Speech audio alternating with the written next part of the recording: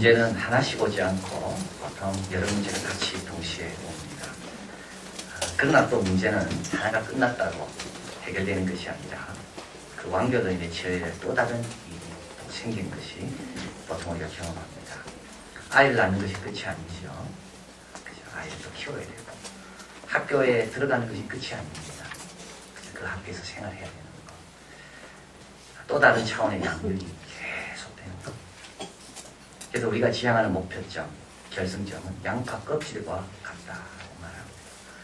속을 보려고 껍질 하나를 까면 속이 보이는 게 아니라 또 다른 껍질이 있고, 그걸 까면 또 다른 껍질이 있고, 이것만 달성하면 될 줄 알았는데 여러분 그렇지 않습니다. 그거 달성하면 또 다른 길이 기다리고, 저 산만 올라가면 정상인 것 같은데 올라가 보니까 땅에서는 밑에서는 보이지 않던 또 다른 산이 기다리고 있고. 그러나 이런 것들은 우리를 지치게 하는 것은 아닙니다. 문제의 연속이 우리를 좌절케 하고 낙심케 하는데 목적이 있는 게 아니고요.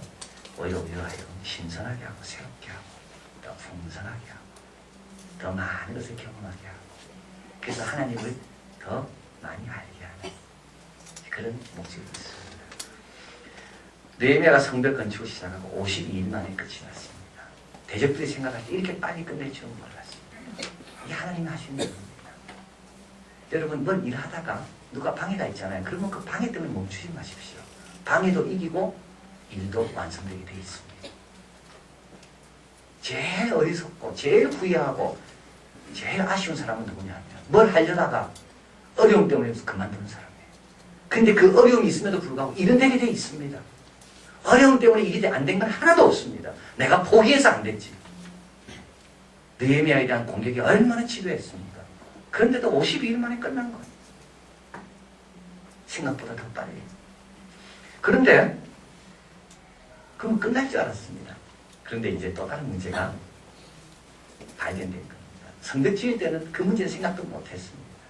그건 뭐냐면 성벽을 다 짓고 난 다음에 성 안에 사람이 살아야 되는데 성 안에 거할 사람이 별로 없다는 겁니다. 성벽 지을 때는 성벽만 생각했습니다. 근데 다 짓고 나니까 이제 그 다음 문제가 또 발견되는 거예요. 그러면 성 안에 누가 들어와야 살 건가? 근데 여러분, 성 안에 사람이 안 살면 어떻게 될까요? 성 안에 사람이 안 살면 성을 지은 이유가 없지요. 그렇게까지 고생하면 지을 이유가 없잖아요.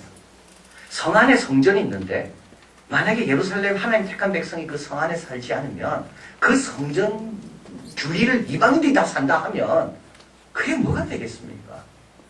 제사장들도 다 타락할 것이고 그 땅은 다 더럽혀질 것이고, 그리고 또 이 예루살렘 성 안에 이스라엘 백성들이 살지 않으면 어떻게 될까요? 주변은 못 받을까요? 그렇지 않습니다. 예루살렘 도시라는 것은 이스라엘 전 영토에 있어서 핵과 같은 곳입니다. 이곳이 편안하면 변방에 있는 사람도 그거 평안한 거 믿고 자부심을 가지고 긍지를 가지고 싸우고 견디는 겁니다. 수도가 함락됐는데 변경에서 누가 싸우겠습니까? 중앙청사가 지금 저게 넘어갔는데 깃발이 바뀌었는데 대한민국 국기가 아니라 일장기가 걸렸는데 누가 밖에서 싸우겠습니까? 중앙이 건실해야지 밖에 있는 사람도 견뎌내는 겁니다.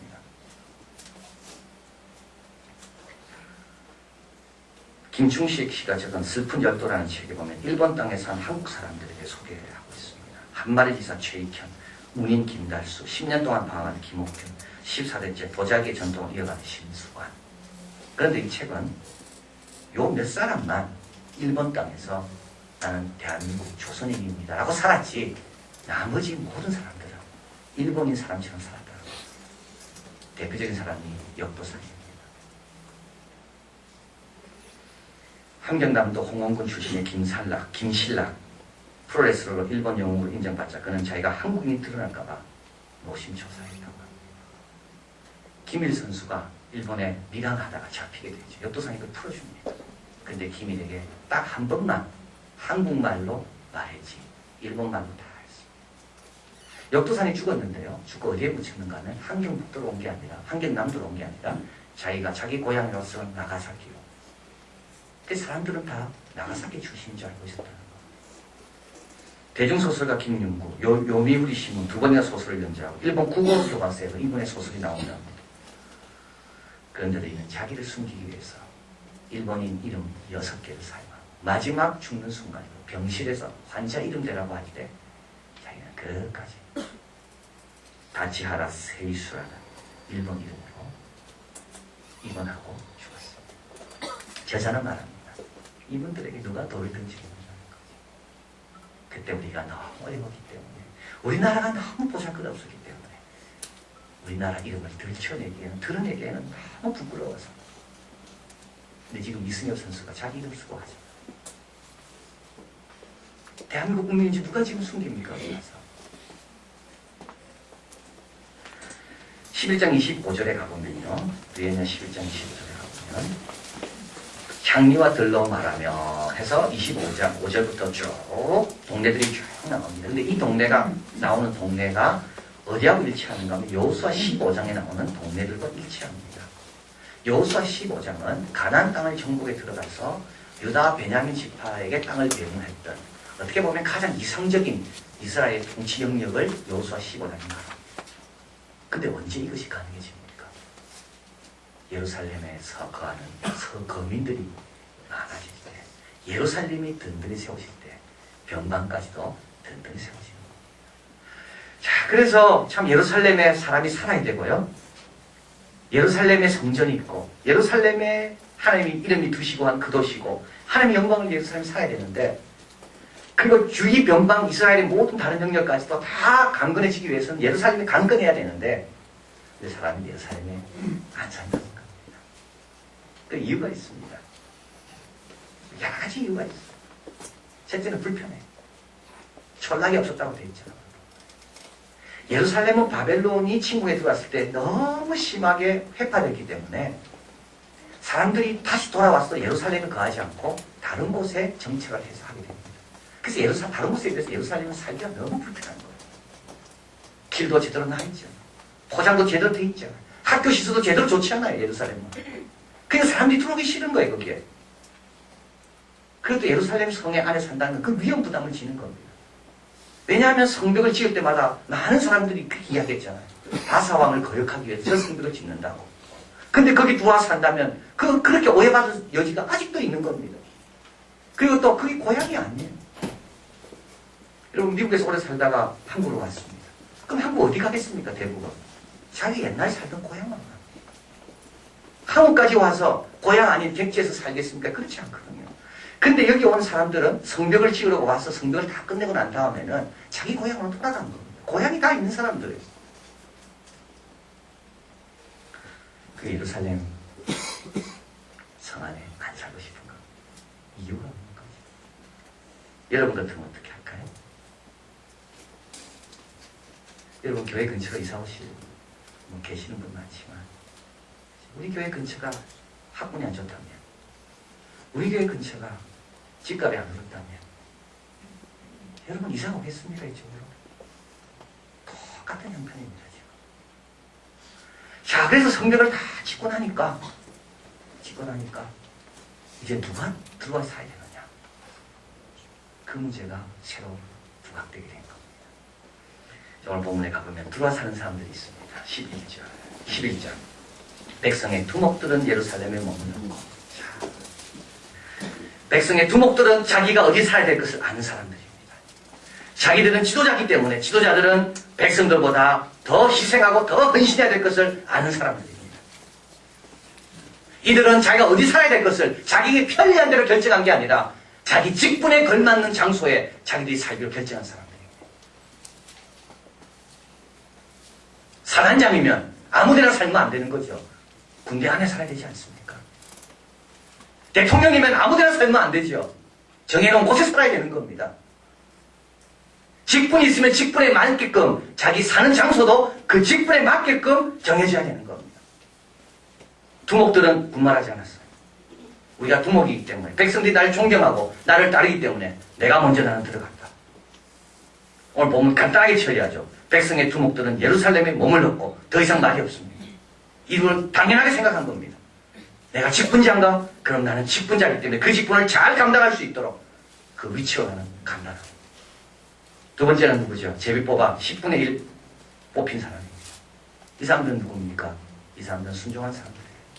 이 사람들은 뭐 부담도 질 필요 없는 사람들이죠. 돈을 보일 필요도 없는 사람들이에요. 근데도 제비 뽑았어. 뽑히냈어요. 하나님 뜻인 줄 알고 순종하는 거예요. 그 다음에 세 번째는 누굽니까? 2절에 무릇 예루살렘에 거하기를 자원하는 자.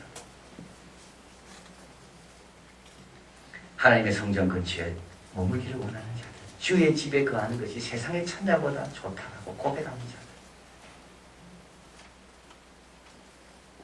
제사장이 아침 저녁으로 번제 드리러 왔다 갔다 할 때 그것만 봐도 하나님이 생각나고 감격되고 은혜스러운 자들. 자원하는 자들. 자, 그래서 성벽이 예루살렘 성 안이 이런 사람들로 인하여 가득 차게 됩니다. 순종하는 자들 들어오고 두목들 들어오고 자원하는 자들 들어오고. 그런데 실제로 제일 복받은 사람이 누굽니까? 이들이 복받은 거예요. 이들이 복받은 거예요. 어떤 복받은 거예요? 여러분 본문에 가보면 우리 11장 3절부터 가보면 명단이 쭉 나옵니다. 이스라엘과 제사장들과 레위 사람들과 느리는 사람들이 솔로몬의 신복 자손은 유다 여러 성읍에서 각각 그 본성 본기업에 거하고 예루살렘에 거한 그 도의 투목들은 이러하며 명단이 쭉 나오죠. 7장을 한번 넘어가 보겠습니다. 7장도 7장 5절 같이 읽겠습니다. 내 하나님이 내 마음을 감동하사 귀인들과 민장과 백성을 모아 그 보배대로 계수하게 하신 거로 내가 처음으로 돌아온 자의 보배를 얻었는데 거기 기록한 것을 보며 7장에 나오는 명단은요 느헤미야가 작성한 게 아닙니다. 이 명단을 느헤미야가 발견한 겁니다. 이 사람들은 90년 전에 올라온 사람들입니다. 처음으로 바벨론 포로 생활하다가 그 익숙한 거 다 놓고 예루살렘 성전을 짓기 위해서 올라온 사람들입니다. 그래 이들의 명단이 이렇게 쫙 있는 거죠. 근데 느헤미야는 고민한 겁니다. 여기에 사람들을 넣어야 되는데 이주시켜야 되는데 내가 어떻게 이주시킬까? 어떻게 호소할까? 이들에게 줄 게 뭔가? 줄 게 없잖아요. 바벨론 포로에서 돌아온 사람들이 줄 게 없거든요. 서부 개척처럼 네가 가서 깃발을 뽑는 것이 네 땅이다. 그게 아닙니다. 땅 주인이 다 있습니다. 근데 이들이 올라오면 어떻게 받을 게 하나도 없는 거예요. 근데 뭘 받았습니까? 명단에 올라가는 영광을 받은 거예요. 느헤미야가 이것을 발견하는 겁니다. 90년이 지나도록 이 명단이 보관되어 있다는 것을 느헤미야는 발견하고 깜짝 놀라는 겁니다. 그들이 어떤 땅에 살았는가에 대한 건 하나도 기억하지 않습니다. 아무도 기억하는 사람이 없어요. 그들이 땅을 몇 평 갖고 있었는가, 그들이 어떤 땅에서 어떤 좋은 위치에 살았는가 하나도 기록이 없어요. 그러나 그들이 올라왔다는 기록이 있는 거. 느헤미야가 깨닫는 거죠. 아, 최고의 상은 이들의 이름을 기록해 주는 겁니다. 그래서 11장에 느헤미야가 예루살렘 안에 거하기로 작정한 사람들 이름을 쫙 적어주는 겁니다. 그런데 느헤미야는요, 한번 볼까요? 우리 한 절만 같이 한번 보겠습니다. 우리 4절 같이 있습니다. 11장 4절. 예루살렘에 거한 자는 유다 자손과 베냐민 자손 몇 명이라. 유다 자손 중에는 베레스의 자손 아디양이 저는 우시아의 아들이요 스가라의 손자요 아마라의 중손이요 스바가의 현손이요 마할렐레의 오대손이요. 조상이 나옵니다. 11장과 7장의 족보가 다른 이유가 여기에 있습니다. 느헤미야가 처음 발견한 그 명단에는 이런 조상 이름은 안 나옵니다. 근데 여기는 조상 이름까지 나옵니다. 왜요? 이들은 조상이 머무는 그 고향에 머물지 않고 하나님이 원하시는 곳에 머물렀기 때문에 조상에 대한 미안한 마음이 늘 있었다는 겁니다. 그래서 느헤미야가 명단을 작성하다가 물었습니다. 너 조상 이름 내가 넣어줄 수 있는데 조상 이름이 될 수 있는 데까지 대봐라. 그래가지고 그 명단을 한바닥에 넣어주는 겁니다. 조상도 복받은 거죠. 여러분, 고향이 중요합니다. 고향이 중요합니다. 그러나 고향보다 더 중요한 것은 하나님이 우리가 어디에 머물기를 원하시는가, 그게 더 중요합니다. 그러면 고향에 계신 부모님이 복받습니다. 우리가 못해준 거 하나님이 더 귀하게 해주시는 겁니다. 우리가 어디 살았는가 주님 기억하지 않아요. 우리가 어떤 직장 다녔나 주님 기억하지 않아요. 그건 가치가 없는 거예요. 그건 기록할 가치가 없는 거예요. 어떤 직장에 있었는가 그건 가치가 없는 거예요. 어느 평소에 살았는가, 어떤 동네, 어떤 국민인가 가치가 없어요. 그러나 주님을 위해서 내가 뭘 했는가, 주님께서 명단에 올려주시는 겁니다. 이게 첫 번째 사랑입니다. 두 번째 상이 있다면 보호를 받습니다.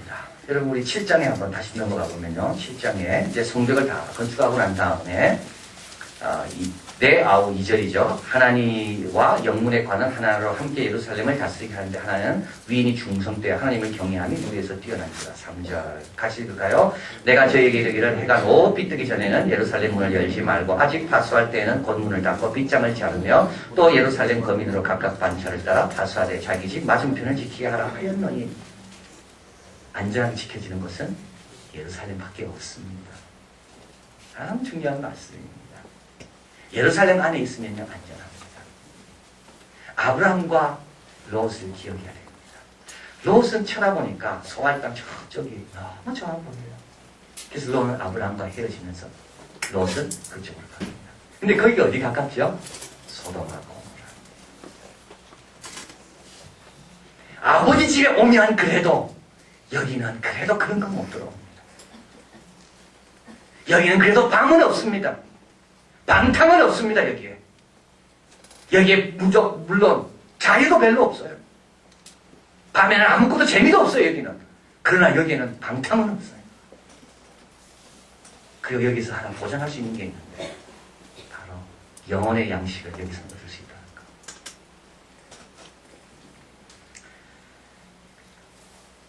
그 예일대학교 교수 조나단 스펜스 적은 천하문이라는 책에 보면 중국 근대 사상을 일으킨 그 중국 근대화의 역할을 한 지식인들이 쭉 나옵니다. 이 조너선 스펜스는 예일대학에서 최고의 교수입니다. 그래서 예일대학이 제일 잘하는 교수에게는 스털링 프로페서라고 이름을 붙여주는데 이 조너선 스펜스가 그런 교수입니다. 근데 이분이 적은 천안문에 보면 중국인 가운데 중국 사회의 변혁과 개혁을 위해서 수고하고 헌신했던 참 중국 사람이 존경해야 할 그런 인물들이 쭉 나옵니다. 이걸 보면 중국인에 대해서 생각이 좀 바뀌게 됩니다. 아, 중국인에게 이런 훌륭한 지식인과 일꾼들이 있었구나. 중국인 참 무시했는데 그게 아니구나. 참 훌륭한 사람들을 많이 갖고 있구나, 중국인. 그걸 봐야 되는데 여기 이제 루신 이야기가 나옵니다. 작가 아닙니까? 모택동이 마오쩌둥이 너무 좋아했던 작가 루신. 루신은 원래 의학도였어요. 센다이에서 의학 공부하는 중에 TV를 일본인 학생과 같이 보게 됩니다. 근데 TV를 보는데 중국인 포로가 러시아에 첩자를 했다고 일본군이 중국인을 잡아서 처형하는 내용이 나오는데요. 뉴스에. 이때 일본인들이 만세를 부르는 것을 옆에서 듣게 됩니다. 굴욕감. 그래서 루신이 의학 공부하려다가 의학 공부를 접게 됩니다. 그리고 문학의 길로 들어서게 되는데 이때 그는 다음과 같은 말을 남겼습니다. 나약하고 낙후된 나라의 인민은 아무리 몸이 튼튼하고 건강해도 기껏 무의미한 처형의 재료나 그 구경꾼이 될 뿐이다.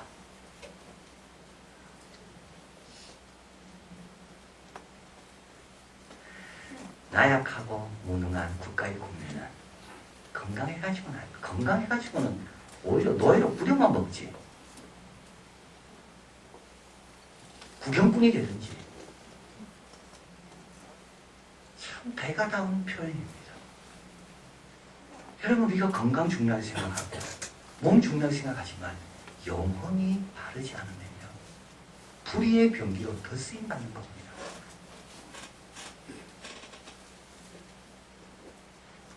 제일 먼저 손을 대야 할 일은 그들의 정신을 기억하는 것이다. 시편 23편에 선한 목자가 나옵니다. 쉴만한 물가를 인도하시고 푸른 초장으로 우리를 누이시는 선한 목자. 근데 선한 목자는 그런 육체만 관심 있는 목자가 아닙니다. 선한 목자는 자기 이름을 위하여 의의 길로 인도하시며 우리를 훈련하시고 우리의 영혼을 소생시킵니다. 그래야지 어떻게 되는데요? 사망의 음침한 골짜기에서 흔들리지 않습니다. 원수의 목전 앞에서도 흔들리지 않습니다. 푸른 초장에 누이고 잔잔한 쉴과에만 그래서 맛있는 것만 먹는 양은 사망의 음침한 골짜기에서 그대로 넘어지는 겁니다. 이게 뭘 말합니까 지금? 하나님의 양식, 영혼이 잘 되는 것이 가장 중요한 것을 말하는 겁니다. 그래서 어디에 거해야 됩니까? 내 영혼의 말씀이 들려지는 곳에 거해야 되는 겁니다. 예수님께서 사마리아를 통해서 예루살렘을 가다가 10명의 문둥병자를 만납니다. 예수님께서 고쳐주셔요. 근데 그 중에 한 명만 예수님께 돌아오죠. 이때 예수님께서 나머지 9은 어디 갔냐? 이 한 명이 와서 결국 영혼 구원을 받고 돌아갑니다. 멀리서도요, 병은 낫습니다, 여러분. 멀리서도. 그러나 내 영혼이 구원받기 위해서는 주님 발 앞에 인격적인 만남이, 주님과 인격적인 관계가 있어야지만이 영혼 구원하는 겁니다. 자, 그래서 성 안에 거하는 사람은 어떤 복을 받습니까? 멀리서 주님 만나는 게 아니라 가까이서 주님 만나는 복을 받습니다. 영혼이 잘 된 같이 범사에 잘 되고 강건하게 되는 그 영혼, 제일 중요한 영혼이 풍성함을 누리게 되는 겁니다. 그래서 여러분 좀 불편해도 그것을 찾아와야 되는 거예요. 또 어디로 가야 될까 내가 결정할 때 내 육신이 편한 곳으로 갈 것이냐 아니면 내 영혼을 살찌게 하는 곳으로 갈 것이냐, 그 중에 하나 영혼적으로 선택해야 되는 겁니다. 자, 마지막으로 이들이 받은 복이 또 하나 있는데요. 그들은 그 다음 단계를 준비하는 복을 받게 됩니다. 느헤미야가 왜 이렇게 열심히 성벽을 건축하려고 했을까요? 술관은 아니었습니까, 느헤미야가? 그런데 그걸 다 포기하고 예루살렘에 와서 성벽을 건축한 이유는 뭐일까요? 그 많은 수많은 수모와 방해에도 불구하고 느헤미야가 사람들을 설득해서 성벽을 짓는 이유는 왜입니까? 430년 뒤에 그 성으로 우리 예수님께서 낙이 타고 들어오시는 겁니다. 430년 그 뒤에 우리 예수님께서 그 성의 십자가에 달려 돌아가시고 우리 예수님께서 바로 그 성에서 부활하시고 그 성에서 제자들을 통하여 교회를 처음 세우십니다. 잘 몰랐습니다. 그러나 순종하고 주님 주신 마음을 멸시치 않고 그 자리에 머물 때 그 다음 단계 준비하는 귀한 종들이 된 겁니다. 금요일 저녁 뉴스 시간에 김수환 추기경이 마지막 남긴 육성 동영상을 보았습니다. 추기경은 이렇게 말했습니다. 내 나이 85, 여생이 얼마 남지 않았다. 자연이 과거를 돌아보게 된다. 나는 정말 많은 시련과 우여곡절을 불구하고 다른 이들에 비해 여러 가지 의미로 행복한 일생을 살아왔다. 이런저런 분들을 통해 일러주신 사제의 길을 살아온 나는 현세적으로도 100배 아니 그 이상의 상을 받은 삶 속에 살아왔다. 그리고 이제 미국에 맞이할 죽음을 거치며 부족하고 자격 없지만 모든 것을 용서하시는 자비 지극하신 하나님만 당신의 영원한 생명으로 나를 받아주실 것이다. 이것이 어떤 것입니까?